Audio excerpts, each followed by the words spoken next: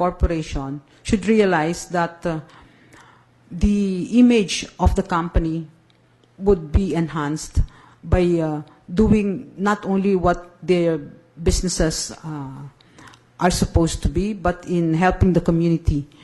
I recall a case I handled where the client had put up a big installation, but before they did so, they involved the community in the project, and they opened up all centers to inform them, to make them change some of their ways so that there will be less degradation of the environment, and to prepare them also for the installation or project of the company. And I think it was successful because there was not too much protest, and even now they're maintaining such community projects. Salamat po. And as my final question, I think this is an important question to ask of you. Madam Chair, the JBC rules provide that candidates with pending administrative cases are disqualified from being nominated further for consideration by the appointing authority.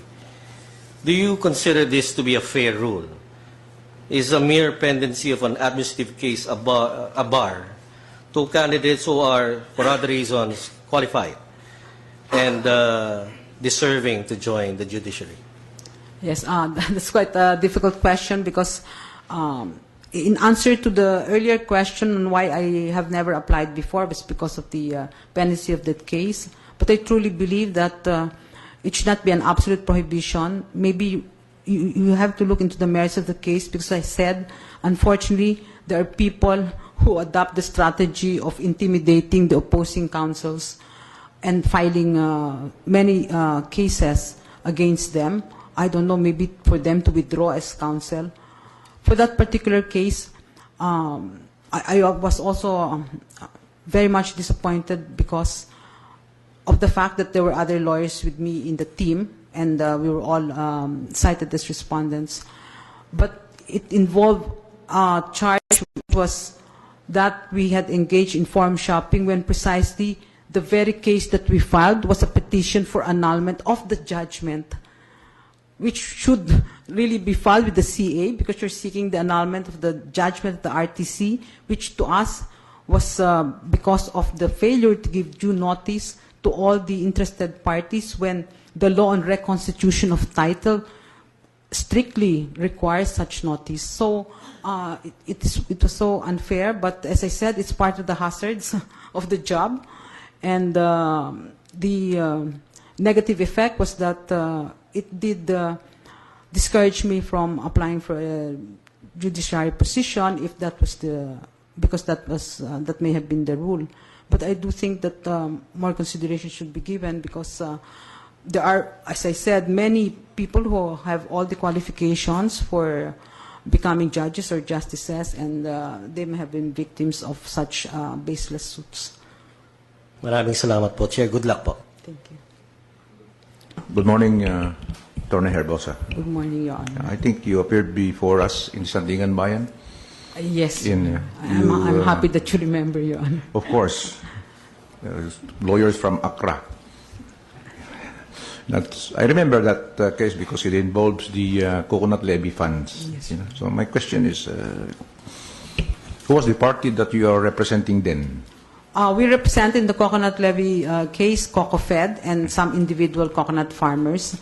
I understand that CocoFed has been a client of Accra since way back, even before these cases were filed.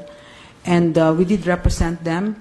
We were a passionate team of lawyers in Accra who handled this matter from 1986 when it was first filed.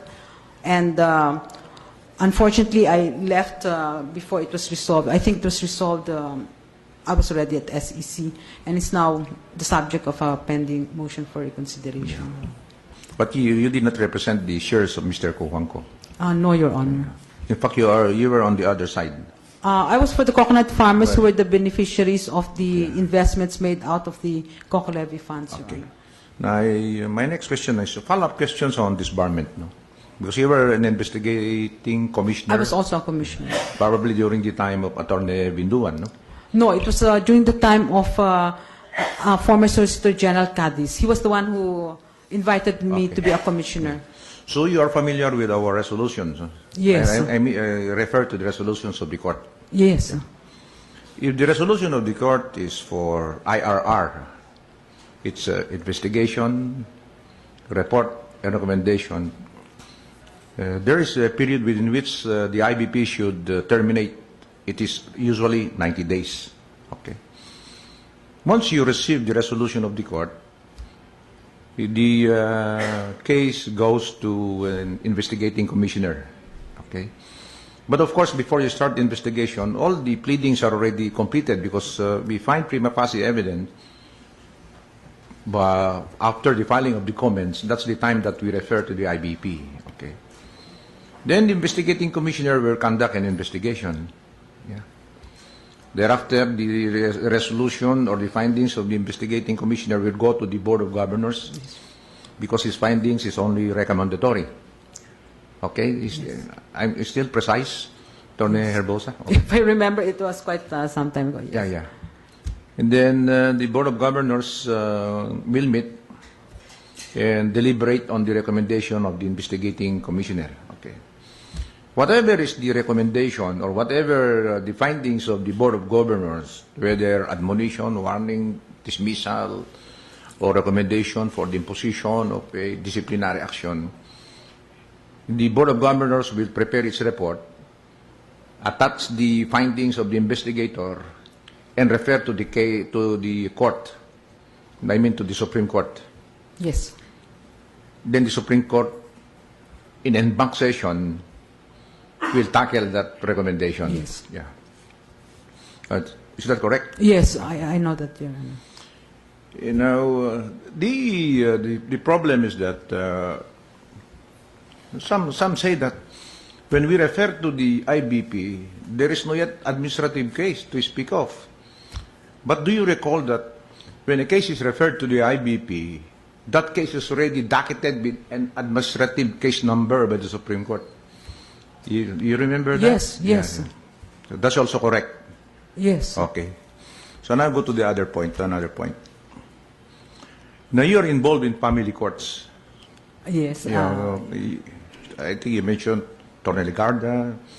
You were a part probably of those who came out with the IRR of several. Were you a part of the? No more. okay. No, I wasn't a part of that anymore.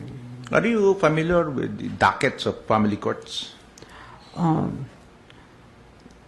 With the dockets, no, Your Honor. Maybe just informally. Yeah, informally, but you know I that. heard. But you know that there are many cases in the family courts. Yes, Your Honor. And the reason probably is the jurisdiction of family courts is broad and wide. Yes. Yeah. I give you an example. If a victim is a minor, if the victim is minor, and even if the case is only slight physical injuries, instead of that case going to the MTC on a rule and summary procedure, that case goes to the RTC and follow the regular procedure. Do you agree on that? Yes, because the family court judges are specially trained to That's handle correct. those That's correct. cases. What I'm saying Yes. is that that's one of the causes of delay. Yes. Yeah, As I said, because if it is a slight physical injury, why refer to the RTC? Because the jurisdiction of the RTC in criminal cases is at least 6 years. Yes. But here, a slight physical injury, where the penalty merely is 1 month, should have been with the MTC on a rule and summary procedure, is it not? Yeah. So there's a problem on that. If you become a Chief Justice, what would you do with that problem? Because I think that jurisdiction, the court cannot change the jurisdiction of court. It is provided for by law. yes. Is it not? Do you agree with me, Attorney Tess? Yes. I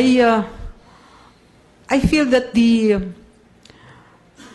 legislation regarding family courts, the creation of special courts to deal with the cases of children and women, have had the advantage of being studied and perhaps supported by data on how really cases involving children should be handled. And I think I would rely on the wisdom of the legislature in setting those parameters for But that's the the handling. good, that's the good side of it. But I was just talking